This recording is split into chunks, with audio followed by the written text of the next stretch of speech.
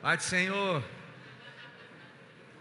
Manu, aleluia.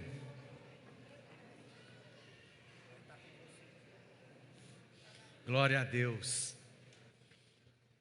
Estou muito alegre nessa série, porque a gente tem aprendido de coisas extremamente importantes, né?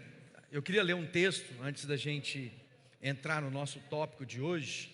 Nós temos percorrido, né, esse caminho de saber o que é o tabernáculo, ou seja, o que significa que Deus tabernaculou entre nós. Deus se fez presente. Foi a primeira vez na Bíblia que Deus diz que faria morada entre os homens, né? E Ele diz: olha, preparem para mim um lugar onde eu estarei presente no centro da vida de todas as pessoas. Para quem se lembra da primeira semana que a gente estudou sobre isso, o tabernáculo estava colocado no centro do acampamento dos israelitas quando eles caminhavam na direção da terra prometida. Ou seja, ele era o centro do viver, ele era a expressão que Deus estava naquele lugar.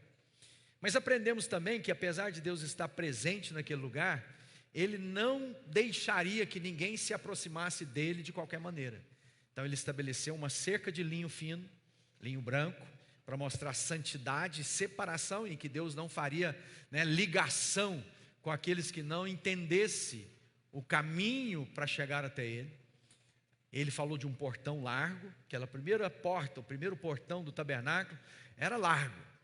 Era a mensagem que hoje a gente entende o que Jesus estava dizendo: vinde a mim todos que estão cansados e que são sobrecarregados. Aquele convite é para todo mundo, não era apenas para um grupo de pessoas, mas para todos. Aprendemos que o primeiro elemento que tínhamos à frente era o altar de sacrifício. Ninguém poderia entrar para dentro do tabernáculo, para o lugar onde a presença de Deus se manifestava, sem entender sacrifício de sangue para perdão dos pecados. Aprendemos que esse altar significa a cruz de Cristo, onde Jesus foi sacrificado e agora podemos ter acesso à presença de Deus. Aprendemos que na sequência nós tínhamos a pia de bronze, onde os sacerdotes, para entrar na tenda da comunhão, precisava lavar as suas mãos e os seus pés. E aprendemos que isso significa ser lavados pela oração e pela palavra de Deus.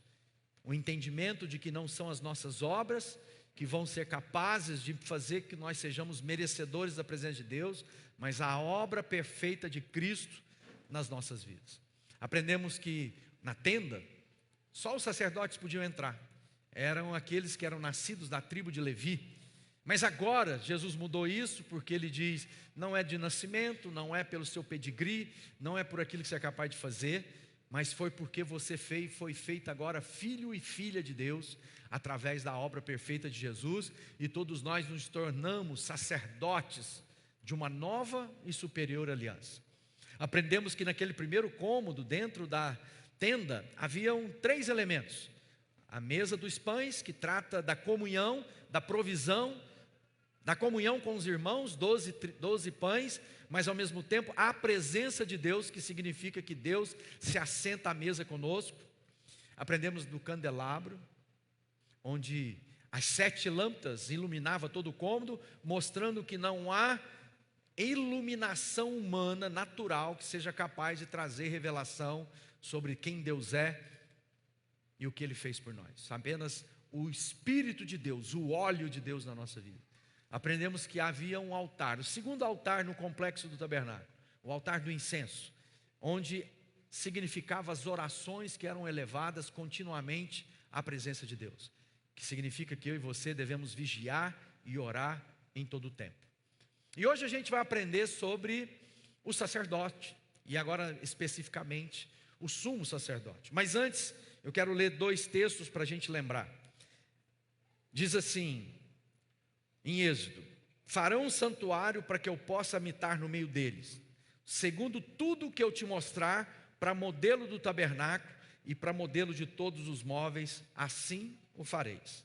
Hebreus capítulo 8, ele diz: eles, os sacerdotes, servem num santuário que é cópia daquele que está nos céus, Já que Moisés foi avisado quando estava para construir o tabernáculo, tenha cuidado de fazer tudo segundo o modelo que foi mostrado no monte.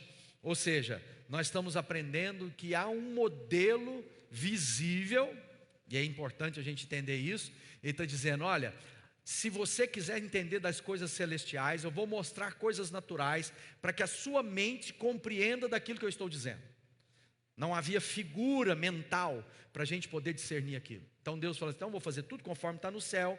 Toma cuidado para fazer conforme tudo está escrito, para você entender das coisas eternas, das coisas sobrenaturais.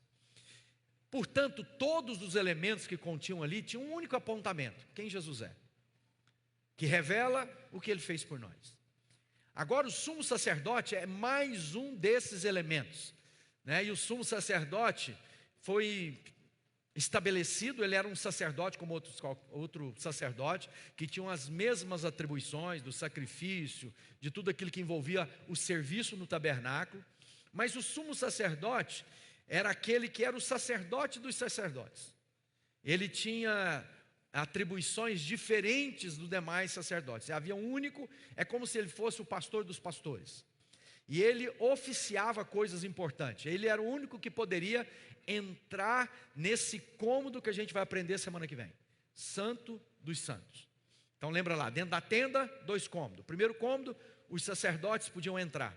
Dentro do Santo dos Santos, apenas o sumo sacerdote entraria para oficiar diante de Deus aquilo que era a oferta de sangue para a remissão dos nossos pecados. O que tinha dentro do Santo dos Santos? A gente vai aprender. Um único objeto, a Arca da Aliança, e a gente vai aprender que ela é formada de 2 coisas, da caixa e da tampa, e os elementos que estão dentro dela, o pote de maná, a vara de Arão, e também as tábuas da lei. E o sacerdote era o responsável para entrar nesse lugar, onde literalmente a presença de Deus estava, e ali se manifestava em favor dos homens. Hebreus no capítulo 4 diz assim, visto que temos um grande sumo sacerdote, que adentrou os céus, Jesus, Filho de Deus, apeguemo-nos com toda firmeza à fé que professamos, pois não temos um sumo sacerdote que não possa se compadecer-se das nossas fraquezas, mas sim alguém que, como nós, passou por todo tipo de tentação, porém sem pecado. Assim sendo, aproximemo-nos no trono da graça com toda confiança, com o fim de recebermos misericórdia e encontrarmos graça que nos ajude no momento de necessidade. Então agora, o sumo sacerdote, aquele vindo da tribo de Levi, descendente lá, né, dos levitas, os que eram uma tribo específica entre as 12 de Israel, esse sumo sacerdote era um modelo, ele significava, ele revelava o verdadeiro sumo sacerdote. Então ele estava dizendo, lembra lá? Olha, vocês farão tudo conforme eu orientar, porque elas são sombras das coisas eternas. Então, nós não queremos estabelecer um novo sumo sacerdote. Não é voltar para os ritos, mas entender o que esse elemento significa e como ele afeta a nossa vida hoje naquilo que Jesus fez por nós. Então ele é, acima de tudo, uma figura do próprio Jesus. E a gente vai entender que as suas vestes, cada detalhe, revela um pouco de quem Jesus é. Todos os detalhes são importantes. Então às vezes a gente pensa, não, mas por que estudar isso? Porque essa era a figura da maior autoridade espiritual de Israel naqueles dias. E o que ele tinha? Ele era uma figura que intercedia diante de Deus, a própria figura de Jesus, que intercede diante do Pai a respeito de nós. Jesus é esse verdadeiro, e para compreendermos o que Jesus fez, nós vamos olhar para coisas visíveis, naturais, para entender a obra sobrenatural e eterna. Então nós vamos considerar tudo isso, vamos considerar todas essas coisas. 3 coisas importantes do sumo sacerdote. Ele representava o povo diante de Deus. Ele era o mediador ali naquele momento. Ele era o que uma vez por ano, e apenas uma vez por ano, ele entrava no Santo dos Santos para trazer uma porção de sangue daqueles animais que foram sacrificados lá no altar, e colocava na Arca da Aliança como um sinal de propiciação, favor de Deus para toda a nação. Era o dia da expiação. Até hoje você vai ver, os judeus celebram isso. Se você voltar um pouquinho na história, quando teve lá a guerra dos árabes contra os judeus, no novo Estado de Israel, mais recentemente, né? Nós vamos ver o quê? Quando foram atacados os judeus? No dia do Yom Kippur, que é o dia da expiação. Porque é nesse momento que todos os judeus estão ocupados na sua oferta a Deus. Não mais como naqueles dias, porque desde que o templo caiu, né, que substituiu o tabernáculo, não pode mais fazer sacrifício de sangue em Israel. Isso foi substituído pela oração, pela leitura da palavra de Deus, até que um novo templo seja reconstruído pelo Messias. Segundo eles estão esperando o Messias. Para nós seria a volta de Jesus, para eles a primeira vez. Então o sumo sacerdote tem um papel fundamental. O dia do perdão tem um dia fundamental, porque aquilo trazia cura e perdão ao povo. Os pecados eram cometidos, durante aquele ano era perdoado. Levítico no capítulo 16 diz assim: o sacerdote que for ungido e ordenado para suceder seu pai como sumo sacerdote fará a propiciação, a oferta, porá as vestes sagradas de linho e fará a propiciação pelo lugar santíssimo, pela tenda do encontro, para o altar, por todos os sacerdotes e todo o povo da assembleia. Este é um decreto perpétuo para vocês. A propiciação será feita uma vez por ano por todos os pecados dos israelitas. E tudo foi feito conforme o Senhor tinha ordenado. Hebreus é um livro que revela, né, as tradições, as práticas daquilo que era lá do Antigo Testamento, mostrando que aquelas figuras do Antigo Testamento revelam a obra de Jesus perfeita nos dias de hoje. Hebreus no capítulo 5 diz: todo sumo sacerdote é escolhido dentre os homens e designado para representá-los em questões relacionadas com Deus e apresentar ofertas e sacrifícios pelos pecados. Ele é capaz de compadecer dos que não têm conhecimento e se desviam, visto que ele próprio está sujeito à fraqueza. Por isso ele precisa oferecer sacrifícios por seus próprios pecados, como também de todo o povo. Ou seja, diferente das ofertas daquelas que eram colocadas lá no altar de bronze, onde todos os sacerdotes eram aqueles que incumbiam de fazer o rito. Agora não, somente o sumo sacerdote podia entrar para esse sacrifício colocado no altar de Deus, que é a Arca da Aliança. Ou seja, é parte daquilo que é função apenas do sumo sacerdote. Nós vamos aprender um pouco sobre isso, né? E das suas vestes. O que significa o turbante, né? Essa diadema, essa coisa dourada que tem na cabeça dele, que é chamado mitra, né? Então a gente vai aprender um pouquinho sobre o sumo sacerdote e a gente vai começar aqui mostrando no geral, né? Esse era o sumo sacerdote. E cada elemento dele é extremamente relevante e importante, porque ele vai, através dessas coisas simbólicas, mostrar coisas profundas da vida espiritual e daquilo que precisa ser realizado, né? Todas essas coisas. Êxodo 28, 4 diz assim: estas são as vestes que farão: um peitoral, um éfode, um manto, uma túnica bordada, um turbante e um cinto. Farão, pois, as vestes sagradas a teu irmão Arão e os seus filhos para oficiarem como sacerdote. Cada peça, cada veste são materiais específicos e que têm profundo valor simbólico. Ele é natural para revelar para a gente de maneira que a gente entende, mas ele representa coisas eternas, né? Eles não eram apenas uma veste bonita para ele ficar bonito na presença de Deus. Cada um desses elementos, né? O seu éfode, o seu turbante, a sua túnica de linho, né? Tinha um calção, uma cuecona, né? Que eles colocavam por baixo de linho branco também. Todos esses elementos têm significados para a gente entender a nossa vida hoje, né? A vida hoje. Então vamos começar pela túnica de linho, né? Quando a gente vai a cada elemento. Então, a túnica de linho é essa que está por baixo, né? Então, era uma túnica que cobria todo o corpo, e significava o quê? Que aquele que se aproximasse do altar de Deus, ou seja, do Santo dos Santos, ele precisava estar coberto de santidade. O que a gente aprende com isso? Sem santidade, ninguém verá a Deus. Você pode ter a melhor das boas intenções, mas se a sua vida não tiver coberta, e somos santos não porque nós temos a capacidade de fazer as coisas certas diante de Deus, né? Nós somos santos porque num ato de justiça, Jesus nos santificou através do derramar do seu sangue em nosso favor. E agora, uma vez santificados, podemos viver uma vida de santidade.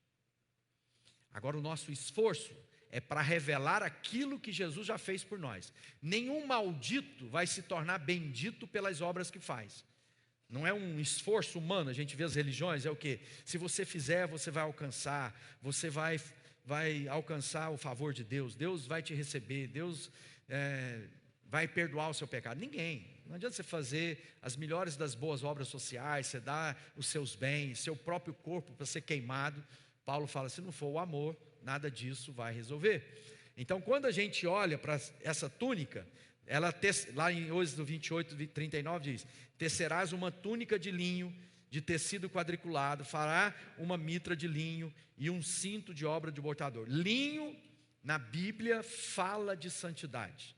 Em Levítico diz, antes de entrar, Arão tomará um banho e vai vestir as vestes sacerdotais, todas feitas de linho, incluindo os calções, a túnica, o cinto, sobre a cabeça colocará a mitra e também feita de linho.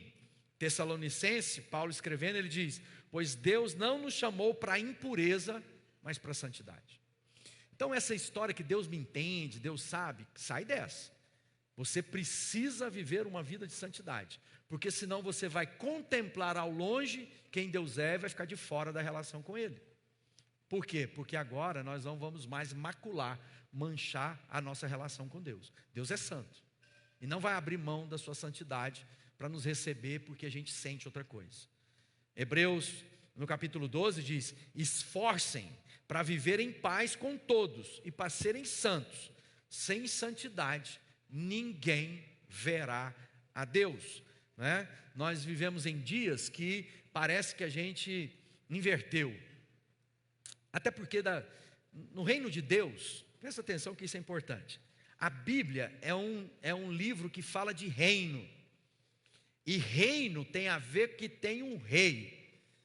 E o rei decide todas as coisas pela sua vontade. Como nós vivemos num sistema democrático, não foi Deus que planejou a democracia, viu? Nós vivemos num momento em que nós votamos aquilo que nós queremos, como queremos fazer, da maneira que a gente quer viver, né? A gente não gostou dos governantes, a gente tem a oportunidade da próxima eleição removê-los e colocar outro, e aí surge aquela ideia que a voz do povo é a voz de Deus. Nunca foi, nunca vai ser. Nós vivemos num lugar do reino em que Deus determina e a gente apenas diz, sim, Senhor. Deus não tem compromisso de ficar satisfazendo os nossos desejos e as nossas vontades. Deus nos chama a viver com Ele a melhor jornada de vida, mas segundo a vontade dEle e não a vontade nossa. Então, quando Ele está falando de santidade, Ele está dizendo, submetas à minha vontade e não fica aí tentando me convencer que a sua vontade é melhor que a minha, porque há um rei. E o rei determina, não é a vontade, vamos fazer uma assembleia para ver se a gente vai, né? Vamos aproveitar e fazer uma releitura da Bíblia, não é isso que de vez em quando a gente está ouvindo aí pelas internet? Olha, cuidado, porque olha só que sutil. Alguém dizer assim, isso é teologia liberal, significa o quê? Relativização da palavra de Deus. Diz assim, olha, a Bíblia contém a palavra de Deus. Não, a Bíblia é a palavra de Deus, porque se ela contém, pode ser que tem textos que não é de revelação divina. Então, quando a gente está falando que há um rei e santidade, ele está dizendo, é segundo as minhas regras, ponto. Mas não interessa, Então deixa eu dizer, eu e você, sua vontade, sua opinião, não interessa. O que interessa é o que a Bíblia diz, do seu casamento, da sua vida, do seu trato com o dinheiro, sua vida social, é o que a Bíblia diz. Ah, mas eu sinto, não tem que sentir, você vive pelo que você crê. Ah, mas eu penso que fulano diz, que a Bíblia diz. Então sempre a palavra de Deus, quando a gente está falando de santidade e o que Deus tem para a vida de cada um de nós. Fala amém? Quem diz assim, amém? Então quando a gente vai aprofundando em cada um desses itens, a gente vai do manto, né? O manto éfode. O Maurinho falou para a gente tomar cuidado com a acentuação dessa palavra, né? Vamos aí. Então a gente vai ver o quê? Né? Que esse manto de éfode, ele diz lá assim: faça um manto do colete sacerdotal inteiramente de tecido azul, né? Com abertura para a cabeça. Lá no verso 35 ele diz: o Arão vestirá quando ministrar. Aí nós temos lá som de sinos, né? Esses sininhos que ficava com romães desenhado na orla do manto, né? E esse era uma coisa importante a ser destacada, que esse é um lugar celestial. Aquilo que é humano é revestido por algo divino. Então o azul tem a ver com o céu, tem a ver com revelação, com eternidade. Ele está dizendo, se você não tiver o entendimento de eternidade, você não vai ser capaz de entender.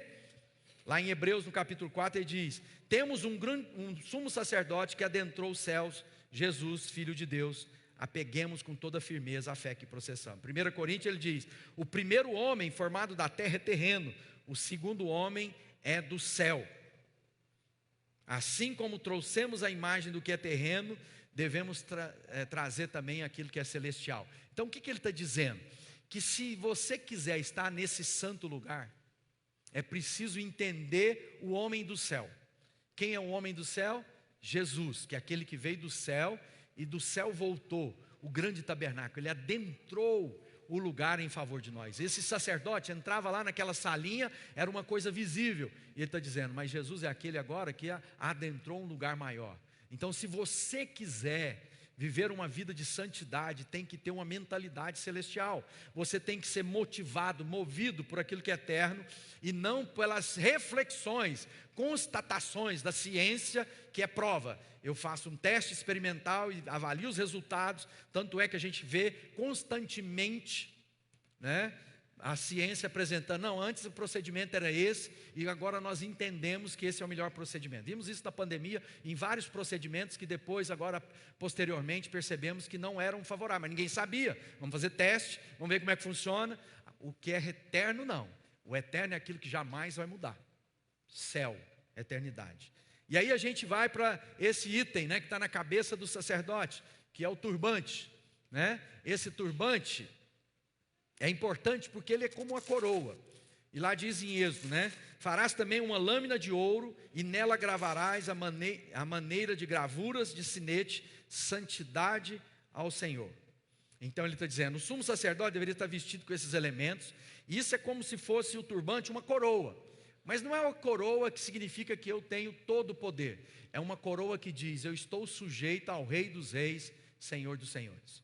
Então a presença do sacerdote naquele lugar tinha um testemunho na testa. E qual era o testemunho? Santidade ao Senhor, né? Que requer total submissão. Ser santo não é apenas ter uma vida moral ajustada. Torna-se isso. Mas ser santo é entender que a minha vida é de uso exclusivo de Deus, de dedicação a Deus. Então quando a gente fala assim, você é um discípulo de Jesus não é vir ao culto de domingo, ter uma experiência espiritual e viver uma vida carnal durante a semana. Viver para Deus santidade a Deus no meu trabalho eu revelo quem Deus é. Através das minhas atitudes, da minha fala, das minhas reações. Lembra que eu falei semana passada?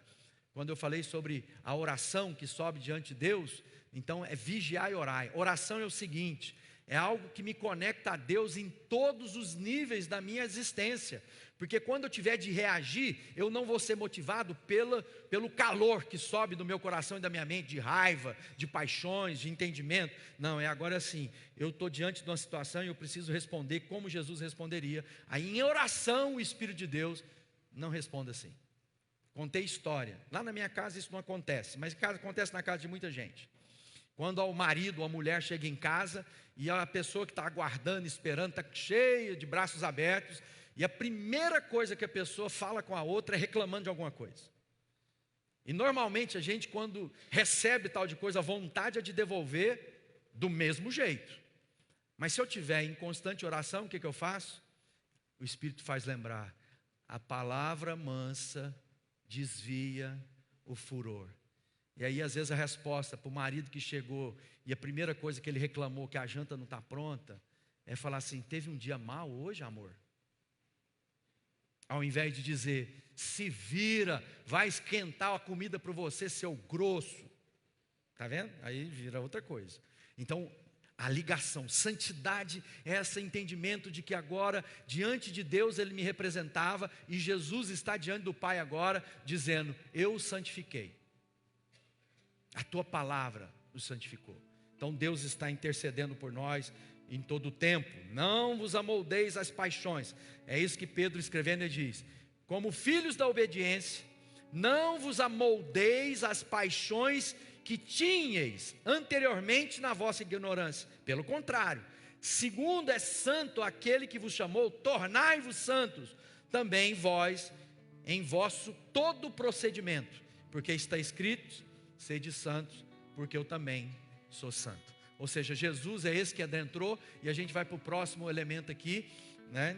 Então quando a gente passa, a gente vai perceber o que? O próximo elemento, ele vai revelar para nós algo que está lá no sumo sacerdote, que é o peitoral, né? Que é justamente essa peça, é como se fosse um bolsão, e que por dentro aqui colocava algumas, né, estudiosos falam que é o urim tumim, que era uma maneira dos sacerdotes consultar a Deus.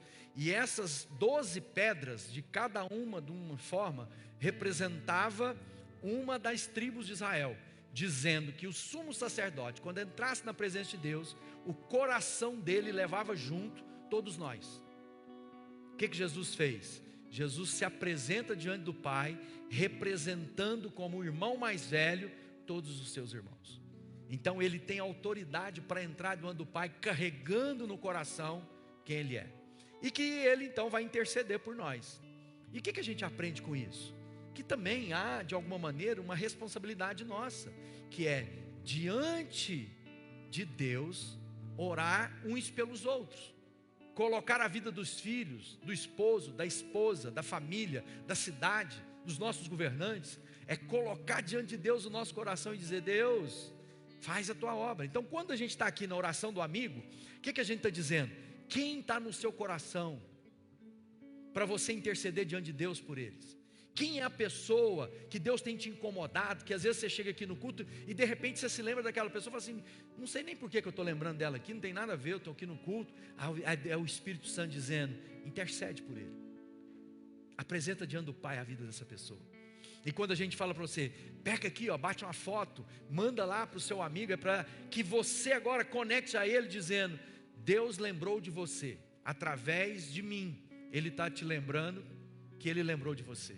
Entende que coisa bonita? O sumo sacerdote tinha essa função, ele apresentava, né, ali o peitoral, que era também de juízo. É interessante entender isso. Lá em Êxodo 28 diz: Arão levará o nome dos filhos de Israel no peitoral, sobre o seu coração, quando entrar no santuário, para memória do Senhor continuamente, né? Em Êxodo 28 ele fala todos os elementos que estavam ali, né? A obra de esmeralda, ele fala de todas as pedras que deveriam ser colocadas. Não vou entrar no detalhe do significado de cada pedra, mas é para você entender que primordialmente ela representava cada uma das tribos, dizendo que agora diante de Deus, Jesus está apresentando toda a família, ninguém vai ficar de fora. Deus está nos levando à presença do Pai, né? É algo maravilhoso e é precioso. porque era um elemento feito de pedras preciosas. Romanos diz, né? Quem condenará?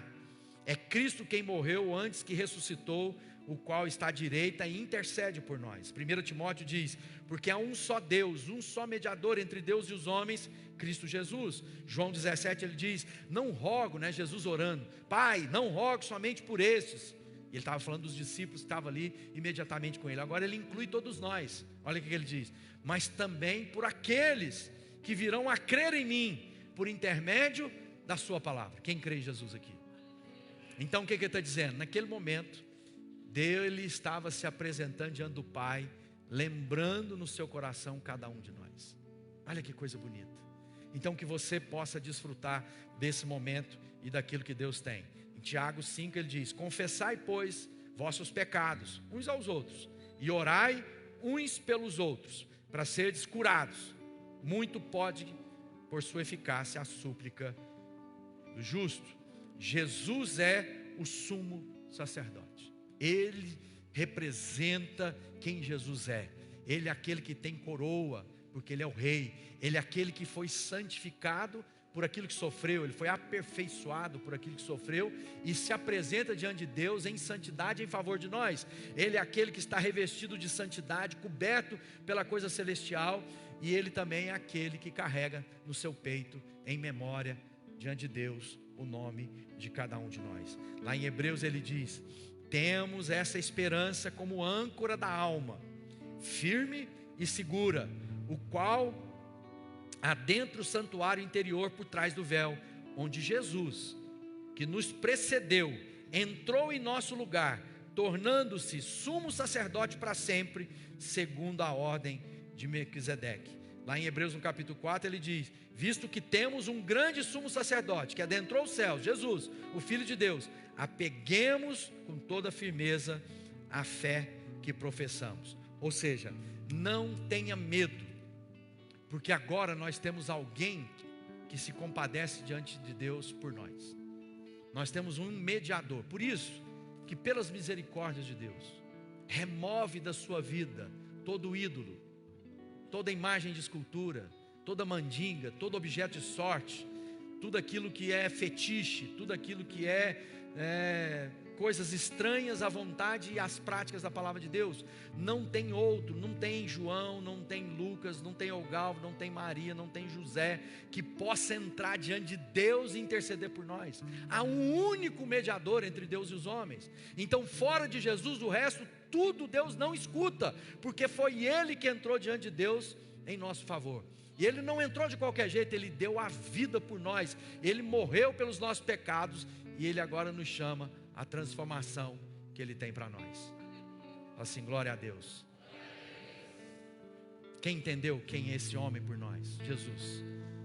Não tenha medo, porque Ele vai nos levar ao lugar de plenitude que Ele tem reservado para nós. Amém? Vamos ficar de pé, põe a mão no seu peito.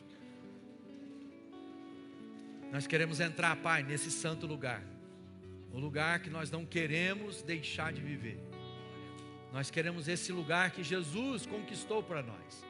Não é o nosso esforço, não é a nossa capacidade humana, mas é aquilo que Cristo fez em favor de nós.